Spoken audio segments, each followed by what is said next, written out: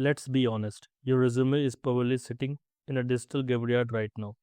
Most people think a certifications or a degree is enough to break into cloud and DevOps.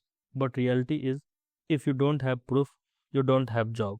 What if I told you there are 5 specific projects that make recruiters stop scrolling and start calling? Today I am opening the DeployCore vault to give you the exact roadmap to 6-figure DevOps roles, including one project that 90% of seniors actually struggle with. The problem: you are building Hello World tutorial that everyone is doing. That's not a DevOps. That's just copy pasting. To get hired, you need to solve real business problem like cost, scale, and security. Let's fix your portfolio right now. Project number 1, the serverless resume. You are going to host your portfolio on AWS S3, but we aren't using the console. We are using CloudFront for global speed and Route 53 for your custom domain. This proves you understand the front door of the cloud. But wait, here is a crazy part. If you click button in AWS console to build this, you are already failed the interview. To get hired, you must deploy this entire stack using Terraform. Recruiters don't want ClickOps engineer, they want automation experts. Project number 2, the multi-stage Docker build. Anyone can write a Docker file, but can you build one that's production ready? You are going to make a simple app and use multi-stage builds to shrink it from 1 GB to 50 MB. This shows you care about the security and performance. Project 3, the CI/CD powerhouse. This is the heart of DevOps. You will build a GitHub Actions pipeline that automatically run the test and build your Docker image on every push.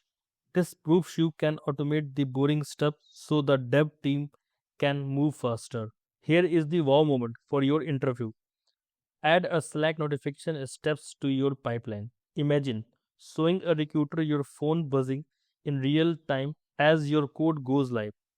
That is the kind of practical day one value they are looking for. So we covered the basic, but these last 2 projects, these are what separate the people struggling from internship from engineer getting the high package offer. If you are still watching, you are the 1% who actually finish what they start. Project 4, the production grade Kubernetes cluster. This is the big one. You are going to deploy a microservices app on AWS EKS. You will implement auto scaling and self healing. When a server dies, your cluster should bring it back automatically.